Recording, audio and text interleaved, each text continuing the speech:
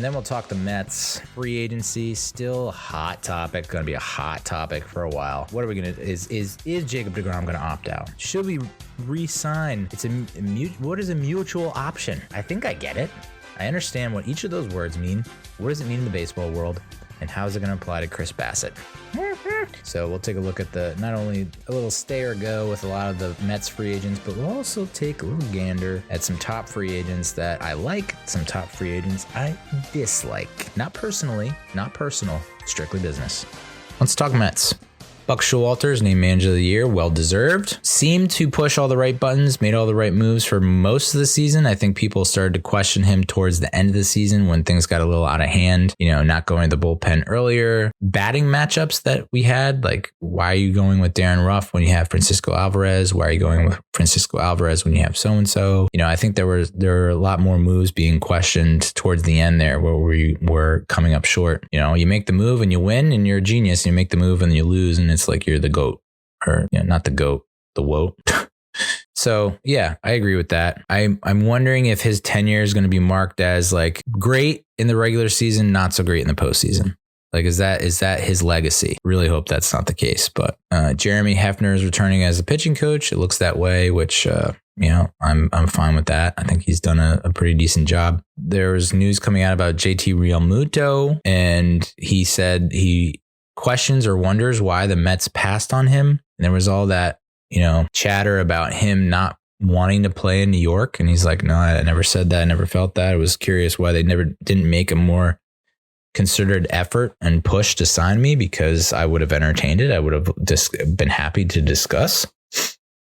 And Freezing Cold Takes retweeted that SNY graphic with James McCann on the left and in a Mets uniform and JT Realmuto on the right after the Mets signed McCann, and showing their numbers from the 2019-2020 seasons, how they were pretty comparable, or McCann would just edged him out. And yeah, how did that turn out? Realmuto is now world-class catcher, just won the Gold Glove over Tomas Nido, our backup catcher. So it's like, yeah, I think we lost on that one. If we could only go back in time, that would be pretty nice to have JT over James McCann. I don't even know what you do with McCann at this point. There are 5 Mets nominated as finalists for the 2022 Silver Slugger: Alonso, McNeil, Lindor, Marte, and Nimmo.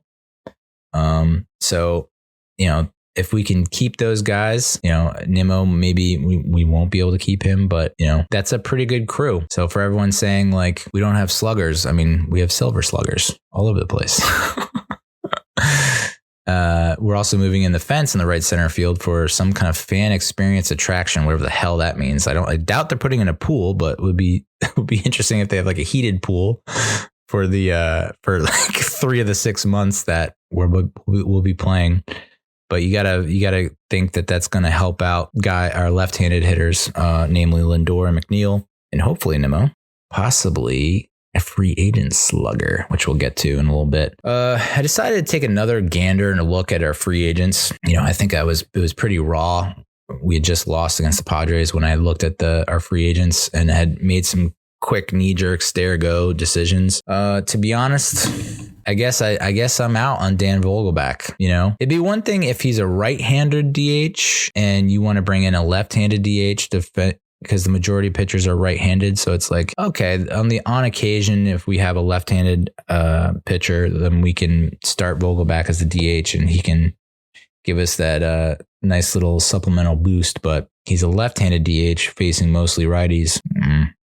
It's a club option, so be interesting to see how they. I guess it wouldn't hurt them too much to sign a club option for $5 million, and then he's that vaunted bat off the bench. I don't know exactly what his numbers are off the bench as a pinch hitter, but I'd have to imagine it'd be nice to have him waiting in the wings than it would have some of the other bats that they have coming off the bench. Darren Ruff. Trevor Williams, I said this before, I'll say it again. Yeah, I would re-sign him. Seth Lugo is interesting. I have him as a stay re-sign for some like $7.2 million, but I don't know. I just don't feel like he's not the Seth Lugo of old. I would think that if he was putting up the same kind of outings that he was earlier in his career, it would be a no-brainer. But there have been plenty of times where he gives up the lead or he eats into our insurance. You know, been plenty of times where it's like we're up by 2 or 3 runs and then he gives up 2 and you're like, okay, now we're only up by 1. It just makes games a lot more entertaining than they need to be. Ottavino, I gave it some more thought. I think you pass on him. He's 37. I think you can find something better out there on the market. Who? I don't know. I'd actually like to see them bring back Tyler Naquin. I think that's a good 4th outfielder, especially with that wall coming in. I wouldn't mind Tyler Naquin. Mikael Gibbons is a mutual option. I forgot to look this up, but I would think that with a mutual option, both parties would have to agree. And I would have to say he had a fairly rough stretch in the beginning of his tenure with the Mets, but wasn't he pretty decent down the stretch towards the end of the season? All that said, he's 32. I think most people would be okay with moving on from him, but I wouldn't hate it if they brought him back, especially if you get more of what he gave us towards the end of the season. Nimmo, obviously, I would love to have him back. I think I would love to have him be a lifetime Met. I think he's like the epitome. That would be such a great story. You know, to have a lifelong Met like that. I would love it. He's going to be 30, currently making $7 million, and the market value, I think this is from Spot Track, has him at like almost $22 million per year. Ooh, baby. A lot of dough. And kind of worth it. I mean, you think about the 22 season, he didn't have many slumps. And if anything, when the team was slumping, it felt like he was one of the only guys that was producing. It was very rare that he would slump for that long, too. I don't think he had very prolonged slumps. Whereas, you know, I think even Lindor, as great of a bounce back season as it was for him, he still had some pretty prolonged times where it's like he just disappeared. Same with Alonso. McNeil, not so much. So honestly, I think it's worth the money, and I would give it to him. 5 years? Fuck it, let's do 7. Taijuan Walker's a player option. He's 30. It's like, well, you could make 13. I guess the market value on him is 13.8 million. It's a pretty good guy to have as your 4 or 5, you know, because that's how he's, I mean, that's where he was. He was a 4 or 5 this year. I think having him as a 4 or 5, like a 5 at that price is not too shabby. I mean, he still scares me a lot of the time because it's like, coasting, awful inning coasting. It's like, can we just get rid of the awful inning? As a 5, I don't hate it. Trevor May, I think there are a lot of people that are saying we shouldn't re-sign him. And I understand that. I think if he wasn't, for me, it's like, he's just such a likable dude. I think if he wasn't so likable, I'd be more apt to move on from him because he did have such a horrific 22 season. And I don't know that 21 season was like one of his better seasons. I'd have to look back through the numbers, but I think I honestly think the 23 season could be a great bounce back year for him. I think like, okay, you went through all the rough spots, COVID, whatever, in 22, and you kind of got a glimpse of it in the wild card series against the Padres. I thought he pitched very well in the Padres series. And so maybe can he carry that over to the 2023 season? That would be huge. So it would suck to see him leave, but I wouldn't get that pissed. I would understand it given what he went through last season, but I do think he's prime and due for a big 23 season. Bassett's the big one for me. It's a mutual option, just like Mikael Gibbons. Made $19 million in 22. His market value would be around $21 million.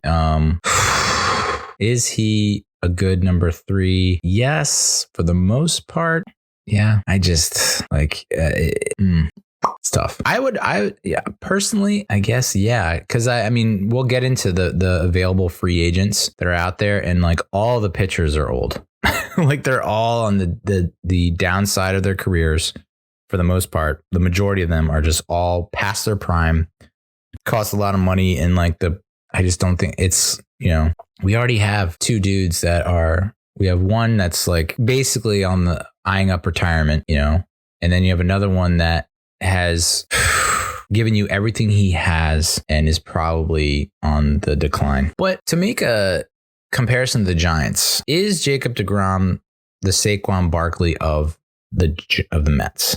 Meaning Barkley has like crazy, outrageous, awesome rookie year, offensive rookie of the year, Pro Bowler, whatever. 2019 gets hurt. misses a bunch of games. 2020 misses all of 2020. Comes back 2021 was his first year after the big injury, so he doesn't put up quite the numbers he wanted. So was Jacob deGrom's 2022 like Saquon Barkley's 2021? Of course, this year, Saquon Barkley in 2022, playing at all pro level, Pro Bowl, second leading rusher in the NFL, looking like he's back to being his old self. Is 2023 going to be that season for Jacob deGrom, where it's like, okay, I was only really able to give you 4 or 5 high quality shutdown innings before the wheels kind of came off. Whereas before he's giving you 7 innings almost every outing. Now he's giving you 4 or 5. Is that a side effect or consequence of his surgery and not being completely 100%? Hard to say that when it's like, dude, he's throwing 101 miles per hour for 3-4 innings straight, but then it's like, then all of a sudden he's throwing changeups and curveballs every pitch. It's like, I guess you do hold on. I guess you do re-sign Bassett. You know, maybe this is fuel for him to say, okay, I kind of got ahead of myself. I talked a big game and I let the team down. I let the franchise down. And now I want to make it up to them and I want to make it up to myself because I didn't like how things ended here in 2022. So now I'm going to come out and I'm going to be better and I'm not going to let that happen in 23. If that's the mentality, if that's the attitude, could be worth it. But you do need someone to replace Carrasco because Carrasco, he made $12 million in 22. He's going to be 36. I'd say no dice. I would not re-sign Carrasco. I mean, he barely could give you 5 innings and he would often put you in a hole in many of the early innings in his starts. Although he kind of that curtailed significantly towards the end of the season. I still think you can do better. You want guys that can give you 6 or 7. And even Walker, who's 5 years younger, a lot of times he's only giving you 5 innings. And yeah, maybe that's the evolution of baseball. And that's how things are shaking out for a lot of starters now, where they're only going to give you 5 innings. But let's do better. Let's try and get guys that can get you into that 7th inning. If Walker opts out, it's like, thank you for your service. Wish you the best. If the team passes on Carrasco, it's like, okay, now we know what we need to do. We need to get 2 arms, and they need to be guys that are dependable workhorses. And if that means that they have a high 3 ERA, but they're going to give you 200 plus innings, I'm fine with that. You look back at like some of the rotations that we've had in better years, championship years. And it's like you had guys that not every pitcher has to have like a sub 3 ERA or even a like low 3 ERA. If you have a guy that's like 3.89 ERA, but he's giving you, kind of like Bartolo Colon, where he's just giving you 6 or 7 innings every outing. And yeah, maybe he's giving up 2-3 runs in that span, but that should put us in a decent situation to win most of those ball games. It's when you have a pitcher who gives up 2-3 runs in 5 innings and you have to go to your bullpen early, so you're using an arm that normally you could save. You get what I'm getting at. You get what I'm getting at. Edwin Diaz is a must sign. I mean, that's, to me, I feel like that's priority number 1. Sign Diaz, lock him up, and then you got your closer for the next at least 5 years, I would think. Hopefully, maybe 3 years. And then deGrom is the player option. Everyone's waiting with bated breath for the goat to tell us whether he's staying or leaving. What a freaking move if he decides to go somewhere else. If he's just like, nah, I've had enough of the Mets and all their LOLs and their trials and tribs.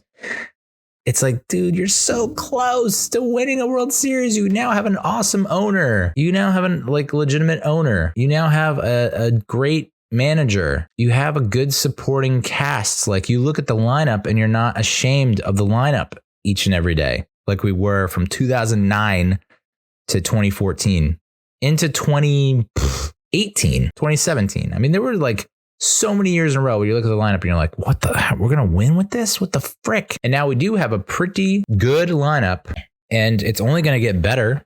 They're not going to rest on their laurels. You're still going to pick up maybe a bat or 2. You got to think. And like, yeah, you don't want to tinker too much with a 101 win team. So I don't know. Whatever past transgressions happened against, whatever crimes we committed against Jacob deGrom, like, just figure out how we can, put a salve on those wounds, and then let's go out and win a freaking championship, dude. I know he's so placid. He's Lake Placid. Like, he's the chillest dude on earth. And it seems like he, on the outside perspective, on the surface, it kind of looks like he's perturbed a lot of the time and annoyed. And I get it, because it's like you've given us so much so many high quality outings that have resulted in no decisions and losses when they shouldn't have. I freaking get it, dude. I totally understand. But like, you come back, you win a championship with the Mets. You're getting a street named after you. You're getting a statue. Like, you're getting your Ring of Honor. You're getting your number retired. You're getting all that. You opt out and go to like the freaking Rangers. Blah. I don't know, dude. I just like, how do we make it right, Jacob? You know, his salary is $30.5 million in 2022, bargain. And then the market value is $42 million, which I thought would be higher. And my guess is like, maybe that's what he goes to the Mets and he says, listen, I could get 42 mil if I leave. What are you giving me? Like, that's the floor. That's like, the bidding will start at 42 million. And so I wouldn't be shocked if that goes up to like 50 million and the Mets pay it because, you know, we feel like we owe it to him for all the years of, lights out performances. But then if like, it's just, I don't know.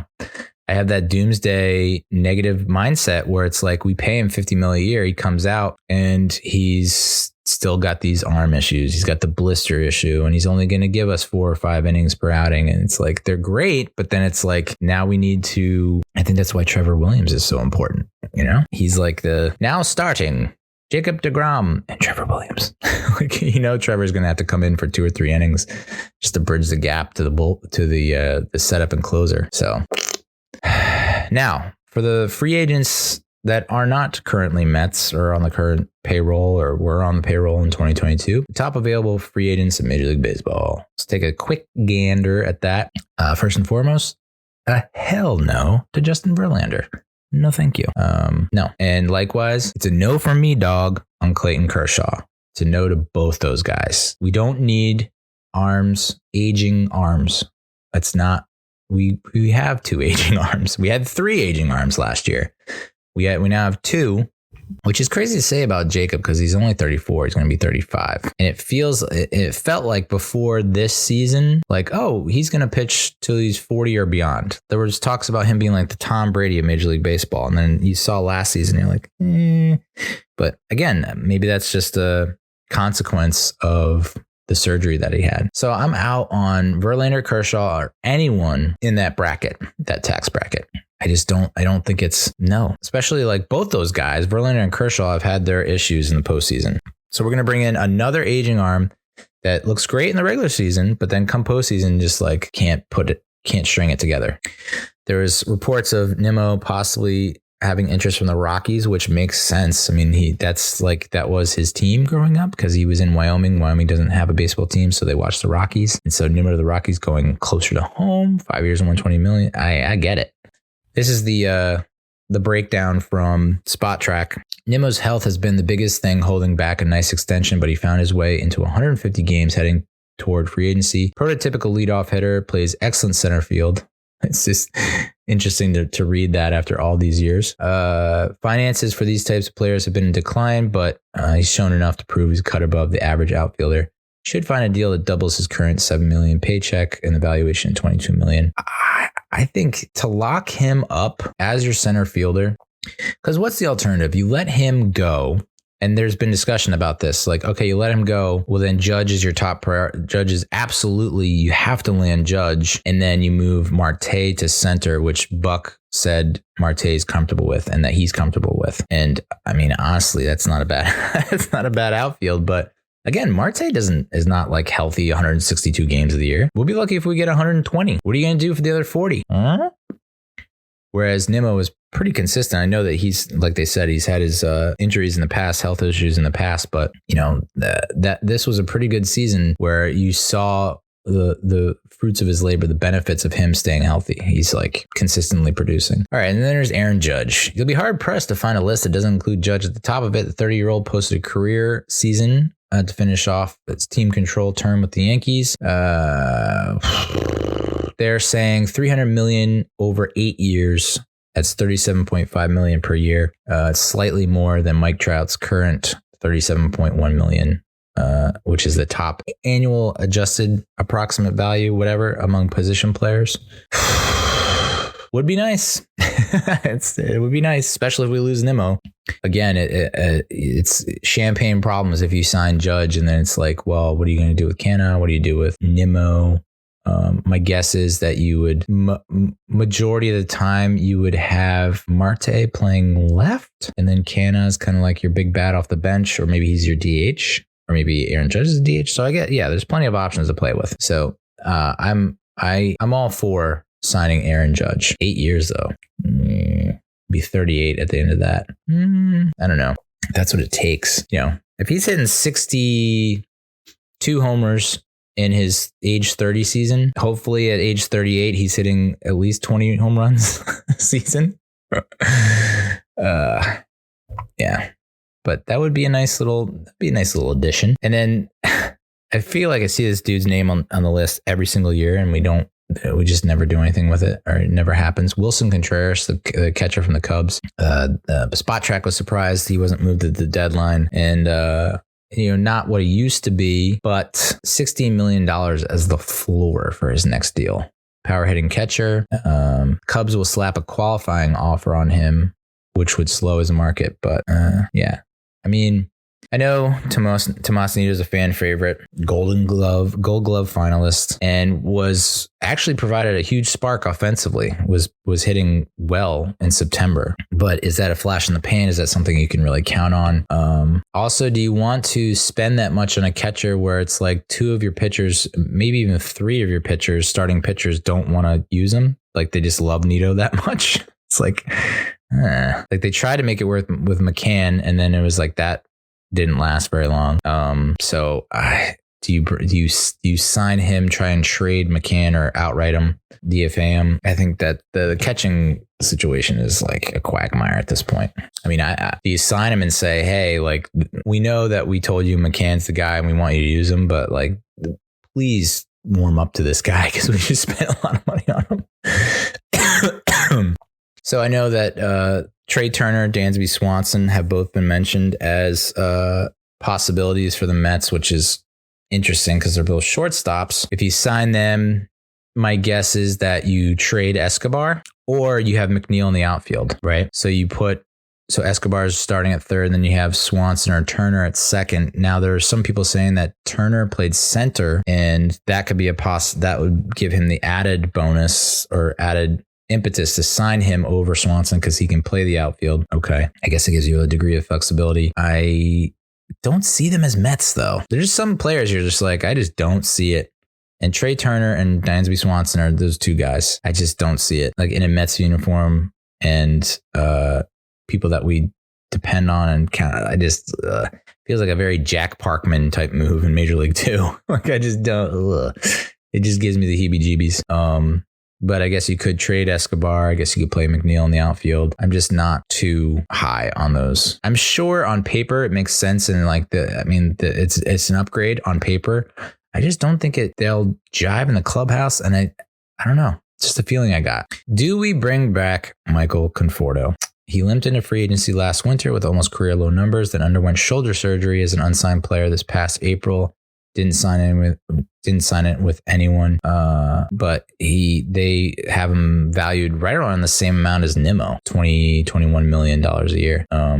So say we lose out on Judge and Nimmo, is Conforto like your last resort backup plan, where it's like, all right, we'll just move Marte or even Conforto in the center, Marte and right. That feels like that doesn't feel like it's, I mean, I know Mets fans would love to have him back, myself included. But it feels like it's not top priority at this point. And then the next couple position players on my list, I have Jock Peterson. This is another guy where I put him in the Trey Turner, Dansby Swanson category. I just don't see him. I can't picture him in a Mets uniform. He took a 1 year, $6 million deal with the Giants this year, and ended up with 20 doubles, 23 home runs, 70 RBIs, and 877 OPS, which is fantastic. And if the Giants, if the rumors are true and the Giants are all in on Aaron Judge, it's possible that they bring him back. 4 year, $60 million baseline, 14.6 million valuation per year. Again, that feels like a last resort move for us. Like if, say we miss out on Nimmo and Judge, it's like, okay, do we go back to Conforto? Do we look at Peterson? So at least there are, if we do miss out on Nimmo and Judge, that's kind of like, I feel like Mets fans would feel it's doomsday scenario. it's not as bad. It's not all doom and gloom. At least we have some options with Peterson and Conforto. And then the DH position, we got to address that, right? I didn't see a ton of DH caliber bats that really stood out to me amongst the list of free agents. The one that did kind of goes against, makes me look like a hypocrite, but JD Martinez, a year removed from 28 home runs, 99 RBIs, and a league leading 42 doubles in the 2021 season. This year's numbers, not quite to that level. He did have 40 doubles though. 2-year, $30 million. I don't hate that. That sounds like a pretty good deal. I would take that. I think that automatically, I think he's a step, obviously an improvement over Vogelbach and Ruff. So I would be happy with that. I would like that very much. Very much. Yes, please. Yes, please. Sign me up. Subscribe. And then you talk about some other names that are being tossed around on the list that I kind of gravitated towards. Most of them there's 3 pitchers and 2 position players. So the first pitcher, obviously starting pitcher, Carlos Rodon. A lot of people saying no to this. I just like that he's a lefty. He's 30 and he comes in at around 31 million. Would be nice to have a lefty starter. Just would be nice, you know? So I would be all in on that. If Rodon's off the board, I wouldn't mind going after Tyler Anderson, 33-year-old lefty for $13.6 million. I played for the Dodgers in 22. And that would be a nice bump up from his $8.5 million that he earned in 22. So I think if you miss on Rodon, go for Anderson. Go for Anderson. And then say we do miss out on Judge and Nimmo and Conforto and Peterson. What are we going to do? I'd take a look at Mitch Haniger. It's 32, right-handed bat, can play right field, had a really good 2021 season, missed a bunch of 2022. I think he only had like 11 home runs, 38 RBIs, but he had a monster 2021 season. He's kind of under the radar, and they can get him for like $14.6 million to be what Darren Ruff was supposed to be. Darren Ruff can take a freaking hike. In terms of the bullpen, I didn't know that. I don't know. I didn't really see a ton of names that I liked, but this one stood out to me. Taylor Rogers, 32, left-hander from Milwaukee, earned $7.3 million in 2022, and the market value is around 13.1 for him in 2023. So I would go in on Taylor Rogers. That feels like a safe bet, and we had Joely Rodriguez, who was kind of spotty, right? As a lefty out of the pen. Would be nice to get a lefty out of the pen. Would be nice to get a lefty in the starting rotation. So if you can get Rodon and Rogers or Rodon or Anderson as a lefty starter, and you get Rogers in the bullpen, that makes me feel good. That brings balance to the force. And then I want to bring back Brandon Drury. I know we have a starting third baseman. If all else fails at the DH level, right? Because a lot of people don't want to run it back with Darren Ruff, and we miss out on JD Martinez, why not bring back Brandon Drury to be your DH? He's 30. He only earned $900,000 with the Padres last year, and his market value is like $6.5 million. So he's just a little bit more expensive than Dan Vogelbach, and he'll probably give you similar, if not better, numbers.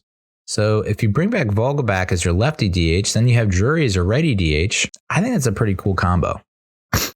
Not ideal, right? Not preferable, but I'm not going to get bent out of shape over it. I think it still gives us a good chance to win. So that's my rundown of the 2022-2023 free agents.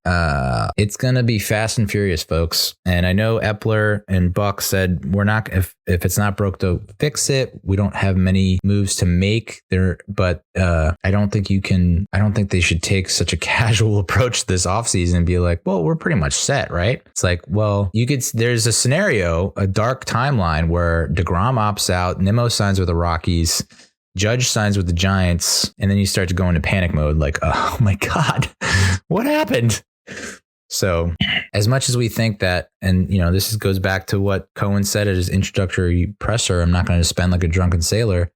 You're going to make smart strategic decisions with his money. And that's why Lindor was a calculated risk that he felt strongly about. And the same with Scherzer.